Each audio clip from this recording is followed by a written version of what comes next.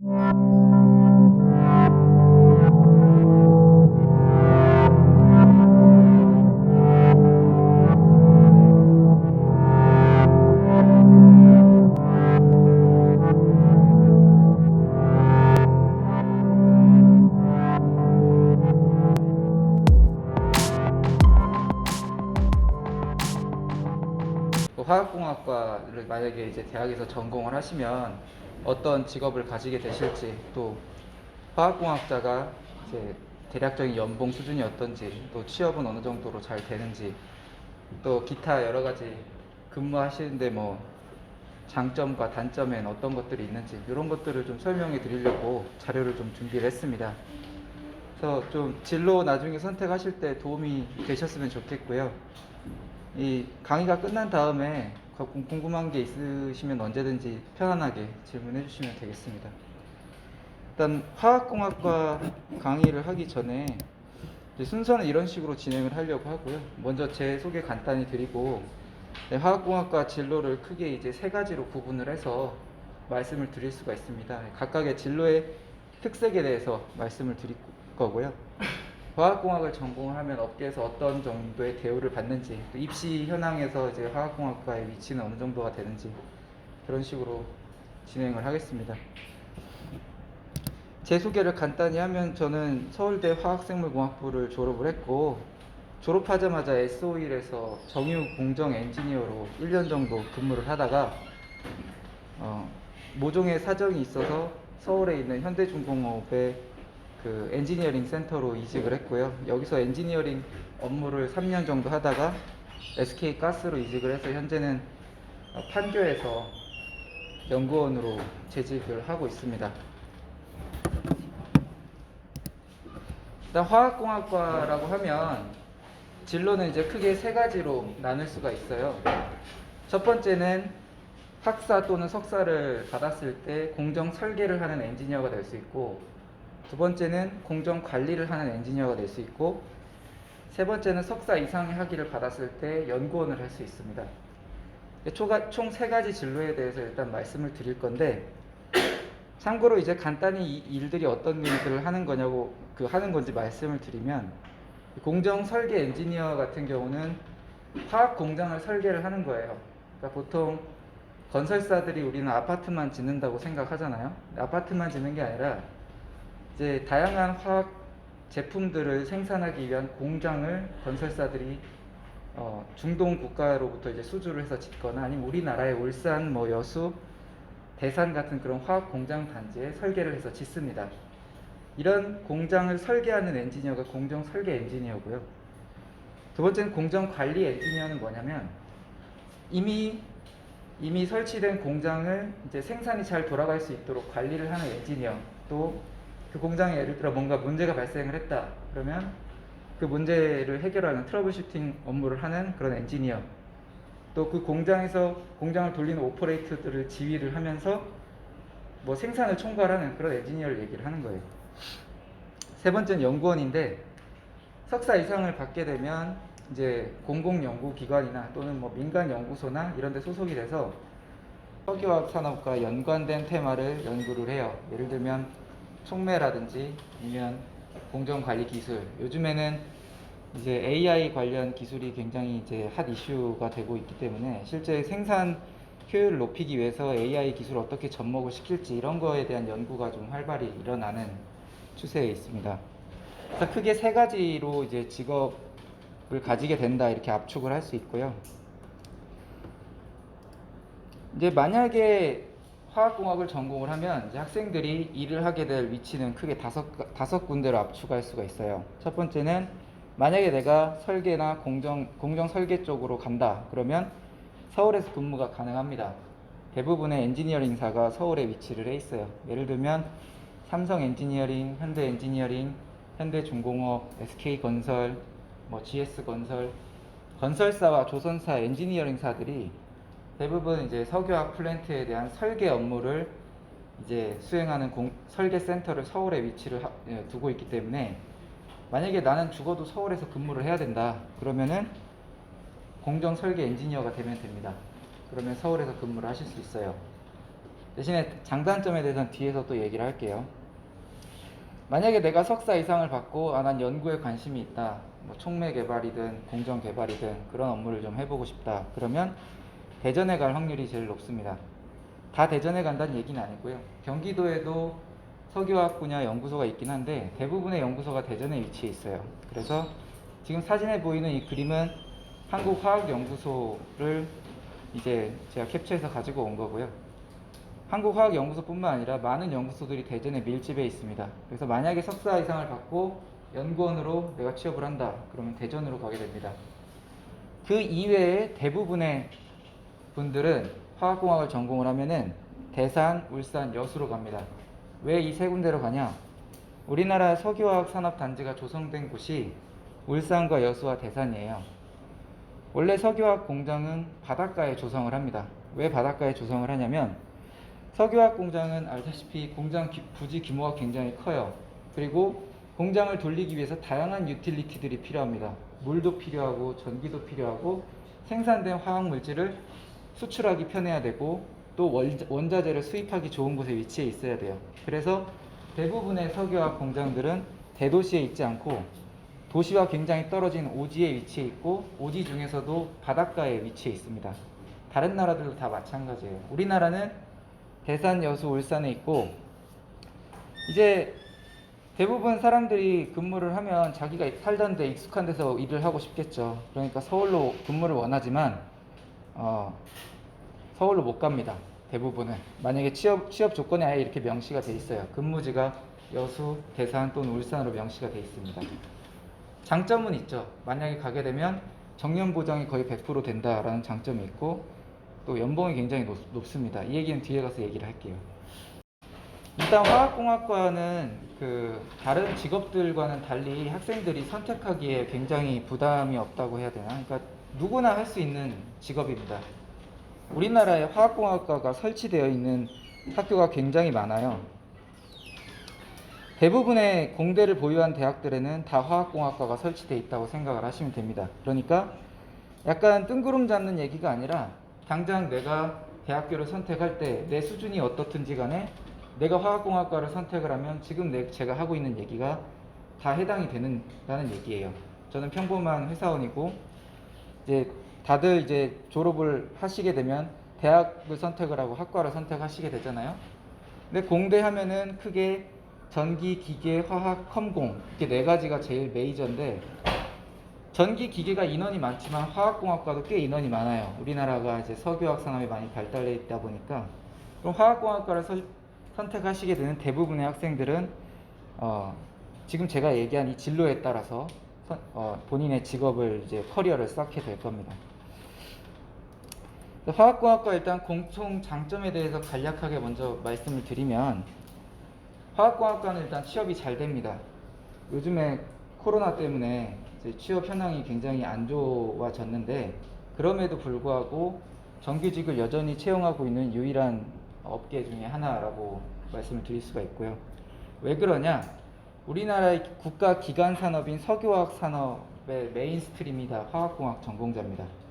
예를 들면 SK 이노베이션, SK 가스, SK 종합화학, SK 루브리컨츠 이런 SK 그룹사들뿐만 아니라 우리 주변에 나가보면은 주유소들 많죠. SK, GS, 현대열뱅크, S-오일 이런 회사들은 아무리 코로나가 심해도 사람들이 플라스틱을 사용을 멈추거나 아니면 옷을 안 사 입거나 아니면 각종 부자재들이 예를 들어 고무나 아니면 비닐 이런 거에 대한 수요가 줄지는 않아요. 크게 줄지는 않아요. 그렇기 때문에 여전히 공장은 잘 돌고 있고요. 그리고 기간 산업이기 때문에 전체 매출의 규모가 굉장히 큽니다. 그래서 이 졸업자들을 채용할 여력이 충분히 되는 회사들 중에 하나고요. 그래서 취업이 잘 되는 편이고 그리고 평균 연봉 순위가 굉장히 높습니다. 물론 이제 연봉 하면은 보통 이제 의사나 이런 변호사나 이런 전문직들이 연봉이 제일 높죠. 근데 그걸 제외하고 그냥 대학교 졸업하고 싶어 얻을 수 있는 직업을 다 놓고 비교를 했을 때 직장만 놓고 비교를 했을 때 대기업 직원 연봉 순위 보면은 위에서부터 제가 빨갛게 마킹한 곳이 다 화학공학 전공자가 메인스트림인 회사들이에요. 보면은 1등부터 여기 50위까지의 그 대부분의 회사들 중에 화학공학 전공자가 가는 회사들이 굉장히 많아요.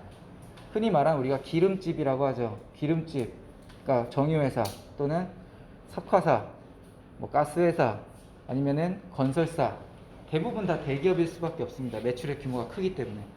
그래서 연봉이 굉장히 높은 편이고 취업률이 되게 좋습니다. 이 자료는 지금 한국교육개발원에서 제가 그냥 가지고 온 건데, 다른 공대 전공도 취업률이 좋지만 화학공학도 굉장히 취업률이 좋은 편이에요. 그러니까 졸업하시게 되면은 어느 대학을 가든지 간에 취업은 어느 정도 잘 되는 편이다. 그렇게 얘기를 할 수 있고요. 그리고 해외 이직하기가 굉장히 좋습니다. 화학공학 전공자는. 왜냐? 다른 나라는 우리나라랑 달리 자원이 매장되어 있는 나라가 굉장히 많아요. 우리나라는 자원이 없음에도 원유를 가지고 와서 정제를 해가지고 판매를 하는 비즈니스로 이만큼 회사를 키워냈단 말이에요. 근데 만약에 그 나라에 천연가스가 매장되어 있거나 원유가 매장되어 있거나 요즘엔 셰일가스가 뜨고 있죠. 셰일가스가 매장되어 있거나 이렇다면 어떨까요? 그러면 그 나라에는 그 산업이 우리나라보다 훨씬 더 발달하기가 좋은 환경인 거예요. 그래서 석유화학 산업 분야는 우리나라에만 있는 산업이 아니라 전 세계의 산업이 있고, 특히 이제 막 개발도상국인 나라들 같은 경우는 굉장히 일자리가 많아요. 그러니까 본인이 외국어를 잘한다 그러면은 해외에 나가기 굉장히 좋습니다. 특히 내가 엔지니어링 업무를 하면 해외 엔지니어들과 또는 해외 발주처들과 끊임없이 커뮤니케이션을 해야 돼요. 그럼 그 사람들 눈에 들면은 갈 수 있는 거예요. 참고로 이제 여기에 이제 연봉 같은 이제 자료를 좀 실었는데 다 싫지는 않았습니다. 근데 미국에서 이제 보통 연봉을 가장 많이 받는 직업 순위 같은 거를 발표를 해요. 그럼 이 2019년 자료인데 석유 엔지니어가 굉장히 높은 위치를 차지하고 있습니다. 심지어 변호사보다도 많이 벌어요. 왜 그러냐? 얘기했듯이 전 세계적으로 자원이 있는 국가들 같은 경우는 굉장히 큰 회사가 존재를 합니다. 미국에는 석유화학 회사로 엑손모빌이나 아니면 쉐브론 뭐 이런 큰 회사들이 존재를 해요. 그럼 그런 회사들은 굉장히 연봉을 많이 줘요. 왜냐? 걔네 매출의 크기 생각하면은 인건비는 한 주먹밖에 안 돼요. 인건비를 아낄 필요가 없는 거죠. 이 사람들이 일을 잘해주면 자기네들 공장 문제없이 돌아가게 하는 게 100만 배는 더 중요하니까. 그래서 연봉을 아끼지 않습니다. 그래서 연봉이 높아요. 그리고 전 세계에 그런 비즈니스, 석유화학 파트의 비즈니스가 존재를 한다. 그래서 해외 이직하기 굉장히 좋다. 그런 장점이 있습니다. 또 근속 연수가 매우 높습니다. 보통 이제 학생들이 민간 회사다라고 하면은 4호정 뭐 이런 식으로 얘기를 하잖아요. 5, 6도. 4호정은 40대, 50대 정년퇴임하고 5, 6도는 5, 60대 회사에 있으면 도둑이다. 이런 얘기 있는데, 근데 석유화학 회사는 해당되지 않아요. 왜 그러냐? 석유화학 회사는 굉장히 올드한 산업입니다. 무슨 얘기냐면 이미 제2차 산업혁명 때 석유화학 산업을 구축하기에 필요한 기술이 다 개발됐어요. 그래서 그 이후로는 새로운 게 개발이 돼도 촉매만 바꿔 끼고 뭐 제어 방식만 조금 바꾸고 그 정도지 전체적인 기간은 유지가 돼요. 무슨 얘기냐? 올드한 산업이다 보니까 올드한 사람들에 대한 그런 수요가 여전히 높습니다. 경험이 있는 사람을 우대한다는 얘기예요. 일반적인 반도체 산업이나 아니면 컴퓨터 공학 쪽은 이 젊은 사람들을 훨씬 선호합니다. 왜냐하면 젊은 사람들은 새로운 기술을 익히고 빨라요. 업무 처리가. 그렇기 때문에 젊은 사람들을 선호하기 때문에 나이 든 사람들을 밀어내요. 정년퇴임이 쉽다는 얘기입니다. 근데 석유화학 분야는 본인이 경험이 많잖아요. 아, 내가 이런 문제도 겪어봤고 저런 문제도 겪어봤다. 이렇게 얘기를 하면은 회사에서는 그걸 굉장히 좋게 봐줘요. 그리고 그런 사람들이 실제로 회사에서 회의할 때마다 발언권이 더 큽니다. 그래서 무슨 얘기냐? 정년 연장이 거의 100% 보장이 된다. 굉장히 나이 많은 사람들이 많이 다닙니다. 공장에는. 그런 장점이 있습니다. 6번째, 7번째는 조금 다른 얘기인데 화학공학의 업계의 특성상 이제 다른 업종하고 연관되는 여지가 많아요. 그러니까 예를 들어 뭐 내가 화학공학을 전공했으면 삼성전자에 못 가냐? 아닙니다. 삼성전자에도 화학공학자가 굉장히 많고요. 그리고 뭐 조선사, 건설사 얘기했듯이 그런 회사들도 다 화학공학자를 필요로 해요.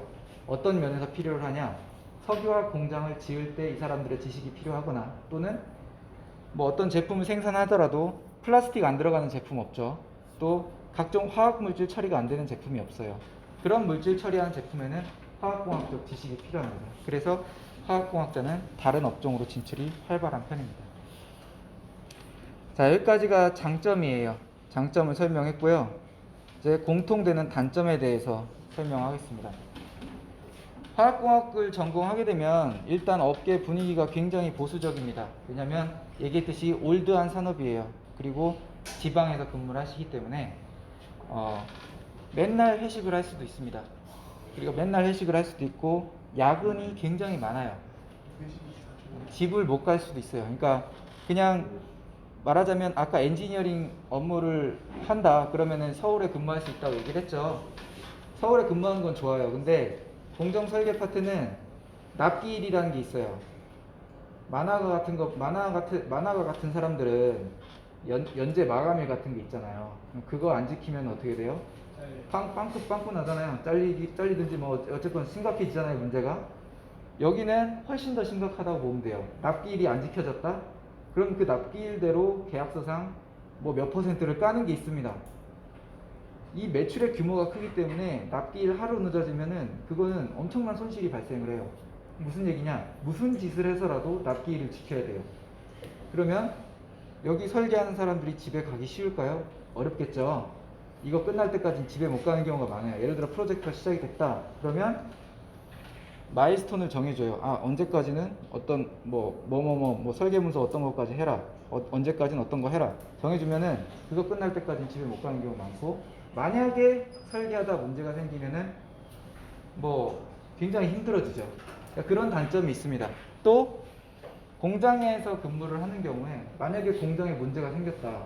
공장이 하루 돌면서 생산하는 양이 엄청나게 많아요. 근데 만약에 공장에 문제가 생기면은 공장을 문제가 있는데도 그냥 돌릴 수는 없어요. 터져버리니까. 그러니까 멈춰요.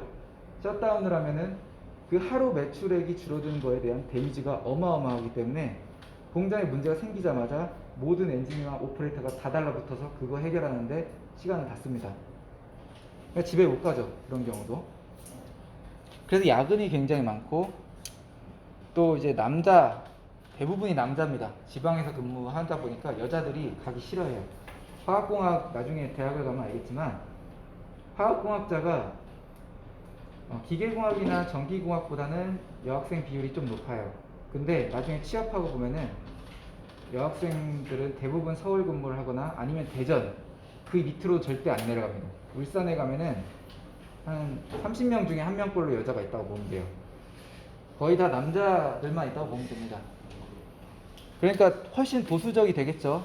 또 분위기도 과격해지고 회식할 때 막 술 막 먹이고 그러는 게 일상화돼 있어요. 마지막으로 좀 이건 민감한 부분일 수도 있는데 건강 문제가 좀 있을 수 있어요. 예를 들어 옛날에 울산 온산이라는 곳에 온산병이라는 게 돈 적이 있습니다. 그 뭐냐면 그 S-오일 있는 데인데 보통 이제 석유화학 공장들이 원유만 정제하는 게 아니고 석유화학 제품을 만들어요. BTX라고 해서 벤젠, 톨루엔, 자일렌에 해당하는 그런 석유화학 유분을 만들어요. 근데 알다시피 뭐 벤젠 하면은 그냥 느낌이 오잖아요. 발암 물질인 거. 근데 그런 걸 생산한단 말이에요. 거기서 하루에 몇 백만 배럴씩. 그러면 아무리 잘 만들어져 있어도 그게 공기 중에 떠다니겠죠. 석유화학 공장인데. 그럼 거기서 24시간 근무하는 사람 어떨까요? 몸이 안 좋을 수 있어요. 그래서 이런 속설이 있습니다. 울산에는 딸 가진 아버지들이 되게 많아요. 남자를 못 낳아요. 그러니까 아들을 잘 못 낳아. 왜 그런지는 뭐 공식적으로는 밝혀진 바는 없어요. 근데 그런 속설이 있습니다. 그리고 가보면 알겠지만 대머리가 조금 많아요. 머리숱에 좀 민감하신 분은 이런 거 좀 중요할 수 있습니다. 그리고 불임이신 분도 있어요. 그러니까 그런 거는 이제 저는 이제 공식적으로 이렇다라고 확신은 못하지만 제 생각엔 그래요. 약간 느낌이 안 좋잖아요. 화학 공장 근처에서 계속 근무를 한다는 거. 그러니까 그런 단점이 있다는 거예요. 정년 보장과 높은 연봉이 있지만 건강 측면에서 그런 단점이 있다. 자, 넘어갈게요. 자, 이제 좀 더 세부적으로 얘기를 해보겠습니다. 설계 엔지니어. 자, 설계 엔지니어는 얘기했듯이 서울 근무 가능한 유일한 엔지니어 직군이라고 보시면 돼요. 여러분이 예를 들어 기계를 전공한다, 전기를 전공한다, 뭘 전공해도 대부분 다 지방 공장으로 갑니다. 왜냐하면 서울엔 공장이 없어요. 여기는 부지값도 비싸고, 그리고 애초에 지방에 다 인프라가 다 만들어져 있어요. 일부러 그렇게 정부에서 만들었어요. 왜냐하면 지방을 발전시키기 위해서. 또 이제 아무래도 석유화학 공장 같은 경우 주변 거주 환경이 악화가 되니까 이제 좋아하지도 않고요. 그래서 대부분이 이제 공대를 나오시면은 다 지방으로 가요. 전기든 기계든 상관없습니다. 왜냐하면 공장으로 갈 거기 때문에. 설령 박사까지 받아도 서울 근무 보장이 안 돼요. 대부분 이제 대전 이하에 근무지가 있고, 대전에 많죠, 연구소는. 서울에 그렇게 많지 않아요. 두 번째는 해외 이직에 굉장히 유리합니다. 공정 설계 엔지니어는 말하자면 건설사나 조선사들이 이 해외 그 석유 부자들한테 공사를 따내는 거예요. 따서 내가 이거 공장 지어줄게, 돈 얼마 줘, 뭐 이런 식으로 해서 공장을 따요. 그러면은 석유가 바다에도 있을 수 있고 뭐 땅에도 있을 수 있고 어디도 있을 수 있지만 어쨌거나 해외 엔지니어들, 해외 바이어들이랑 접촉 기회가 굉장히 많아요. 그래서 외국어 능력이 빠르게 늘어납니다. 그리고 연봉이 굉장히 높아요. 왜냐? 해외 오직 파견이 되면은 뭐 이태리나 뭐 영국이나 이런 좋은 데로 가는 게 아니고 아프리카 잠비아나 나이지리아 이런 내전이 일어나는 그런 국가도 가고, 그리고 사우디나 이런 데도 많고, 뭐 하여간 그런 좀 오지로 갑니다. 전혀 문화적으로도 다르고 거주하기 좋지 않은 곳으로 많이 가요. 그렇기 때문에 그런데 파견이 되면 이제 생명수당도 받고 뭐 이것저것 많이 받아요. 그래서 젊은 나이에 연봉을 1억 이상 받을 수 있는 몇 안 되는 직군 중에 하나다. 그렇게 생각을 하시면 돼요.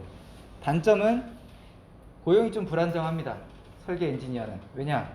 지금같이 코로나가 이제 만연한 상황에서는 전 세계적으로 석유화학 제품 수요가 떨어져요. 아무래도 사람들이 소비를 줄이다 보니까 그렇게 되면 원유값이 떨어지겠죠. 원유값이 떨어지면 원유값 안 그래도 싼데 새로 원유를 캐려고 할까요? 안 캐겠죠. 그러니까 공장 수주가 안 되는 거예요. 공장 발주가 없으면 일이 없어요. 일이 없으면 회사에서는 이 사람들 내보내야 되잖아요. 그러니까 고용이 좀 불안정한 편이에요. 그리고 야근이 굉장히 많아요. 얘기했듯이 납기를 맞춰야 되는 직업이기 때문에 매일 야근을 합니다. 그리고 해외 오직 파견 리스크가 있고요. 바다 위로도 갑니다. 여기 보시면 파도가 치는 거 보이죠? 파도가 심하게 치면 이게 이렇게 흔들려요. 여기서 못 나와요. 나오려면 헬기가 와야 돼요. 이 사람을 구조하기 위해서 헬기가. 그리고 여기서 알아서 살아야 돼요. 그러니까 만약에 밥은 물론 굉장히 잘 나옵니다. 왜냐면 여기서 할 수 있는 게 유일한 오락이라는 게 맛있는 음식밖에 없어요. 그래서 요리사들이 권한이 굉장히 강합니다. 그러니까 요리사한테 잘 보여야 돼요. 근데 어쨌거나 식재료를 배급해주고 가요. 그렇죠? 식재료 다 배급해주고 굉장히 음식은 잘 나와요. 그리고 뭐 하여간 필요한 건 다 해주려고 합니다. 근데 그래봐야 소용이 없어요. 왜냐하면 파도가 치면 이렇게 흔들리는데 여기서 가고 싶은 사람이 어디 있겠어요. 그리고 이게 바다 망망대해 한가운데 있는 거라서 되게 무서워요. 밤에는 특히. 하여간 이런 거를 이제 개의치 않다. 난 돈 버는 게 중요하다. 그러면은 가도 됩니다. 그리고 가면은 본인의 경력에는 굉장한 플러스가 돼요. 왜냐하면 회사에서는 이 사람은 시키면 무조건 하는 사람이다. 그리고 외국어도 여기 가면 다 외국인이에요. 한국인 많지 않아요. 그러면 그 외국인이랑 굉장히 커뮤니케이션도 잘하고 영어도 굉장히 잘하는 사람이다. 인정을 해주는 거죠. 저기서도 인터넷이 돼요? 인터넷 됩니다. 인터넷은 되는데 이제 가끔 좀 끊길 때도 있어요. 그래서 별로 이렇게 썩 우리나라만큼 그렇게 좋지 않아요. 우리나라가 인터넷 환경이 굉장히 좋은 거예요. 다른 나라 가면은 되게 느려요. 그래서 여기서는 뭐 LTE로 뭐 넷플릭스 본다? 불가능해요. 그냥 다 그냥 드라마 같은 거 미리 다운받아가지고 이만큼 가져가서 거기서 하나씩 보는 거예요. 그렇게 살아야 됩니다. 돈은 많이 벌 수 있어요. 자, 넘어갈게요. 자, 그 다음 공정관리 엔지니어. 아까 설명한 게 공정 설계고 서울에서 근무할 수 있다는 장점이 있지만 공정관리 엔지니어는 이제 다 지방에서 근무를 해야 돼요. 울산, 여수, 대산, 석유화학 산업 단지에만 이제 근무를 하기 때문에 서울에 오는 건 거의 불가능합니다. 왜냐면 다 서울에 오고 싶어 해요. 지방에 있는 사람들은 전부 다. 거기서 내가 뽑혀서 올라간다? 가능성은 있겠죠. 근데 많지 않아요. 그리고 서울은 애초에 영업이랑 재무, 인사 이런 것만 기능이 있어요. 공장 엔지니어를 뭐하러 서울로 데려오겠어요. 가능성 이런 건 있어요. 예를 들어 내가 영업을 한다, 기술 영업을 하겠다. 그러면 올 수도 있죠. 근데 많지 않습니다, 인원이. 그리고 그런 건 보통 부장 정도나 돼야 불러요. 장점은 대기업 최고 수준의 연봉입니다. 다른 회사들이랑 다 비교해도 심지어 삼성전자랑 비교를 해도 기름집이 돈을 더 많이 받아요. 그리고 정년도 훨씬 길어요. 삼성전자는 30, 40대 되면 나오는 사람 많아요. 뭐 회사에서 자르진 않아요. 근데 이 사람은 책상 하나만 남겨놓고 뭐 모멸감을 준다든지 아니면 어떤 형태로든 프레셔를 줘서 나가게 만듭니다. 근데 석유화학 업계 같은 경우는 반대예요.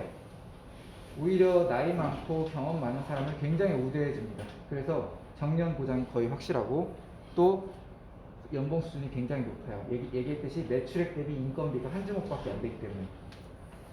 그리고 직업 전문성이 굉장히 높아집니다. 내가 예를 들어 특정 공장에서 근무를 했다. 그러면 그 공장에 대해서 제일 잘 아는 사람인 거예요. 그 사람이. 그 사람보다 잘 알 수 있는 사람이 없어요. 그 얘기는 그 공장이 돌아가는 한 이 사람을 대체할 수가 없어요.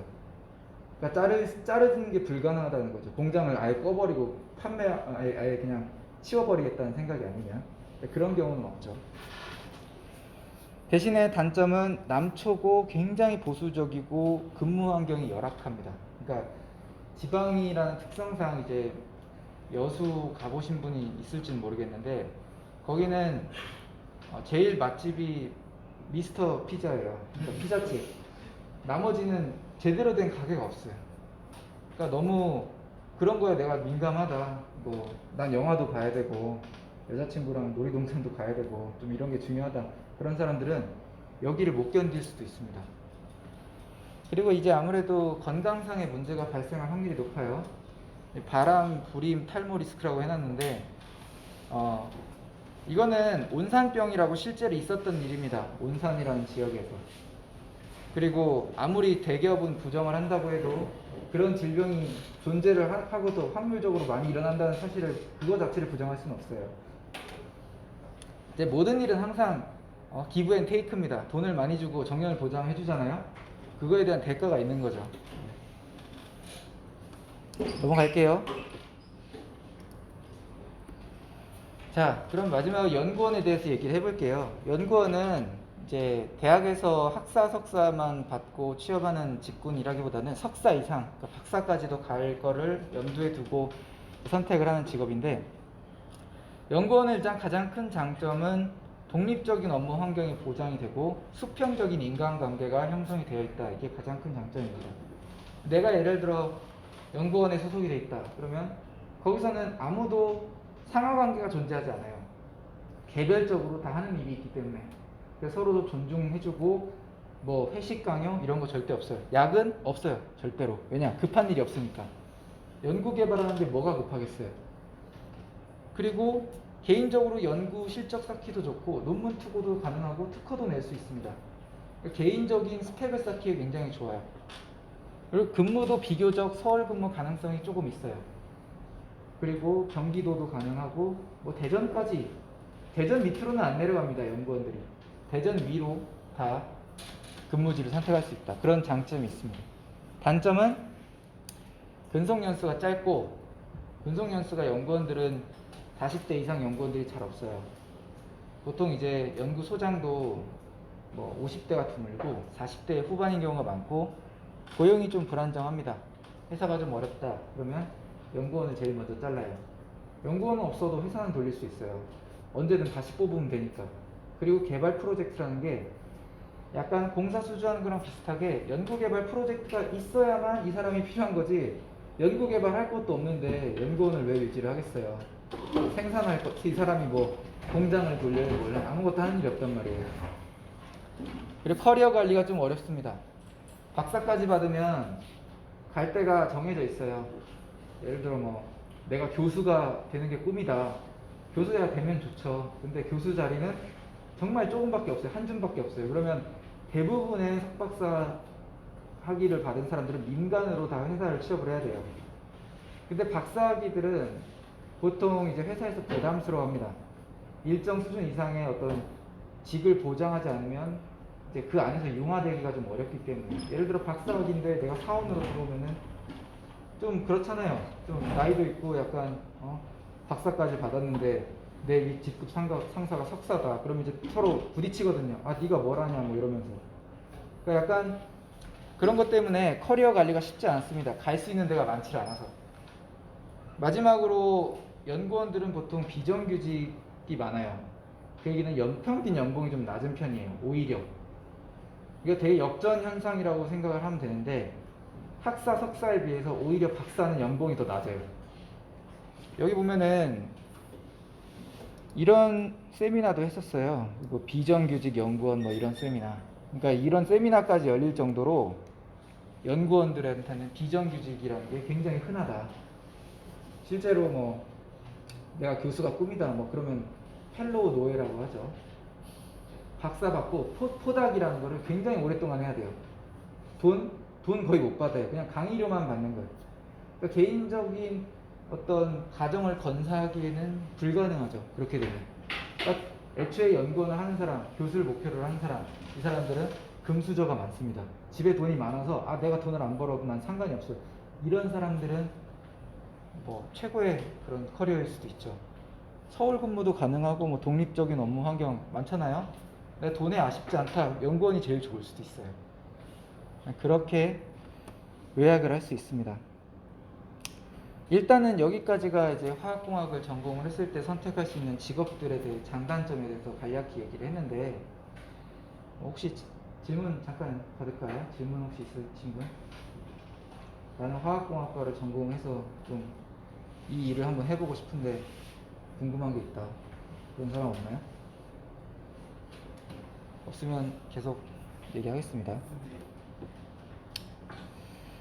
이거는 이제 제가 이제 입학 점수를 좀 봤어요. 근데 이제 화생공이 화공과 쪽이 이제 아직도 좀 약간 이제 입학 점수가 괜찮은 편이더라고요. 제 생각에는 학생들이 좀 현실을 잘 모르는 것 같아요. 그러니까 제가 얘기했듯이 이 화학공학과가 기름집 같은 그런 좋은 회사들이 많다 보니까 평균 연봉이 굉장히 높아요. 그러다 보니까 아 화공과 가면은 나도 정유사나 석화사 가서 돈 많이 벌어야지 이렇게 생각을 하고 되게 좀 공부 잘하는 친구들이 화공과를 많이 지원하는 것 같은데, 근데 제 생각에는 장단점이 이렇게 있다. 그러니까 공정 관리 같은 경우는 특히 지방 근무도 해야 되고 근무 환경도 열악하고 좀 남초 분위기도 있고 뭐 이렇다, 이런 단점이 있다라는 얘기를 하고 싶습니다.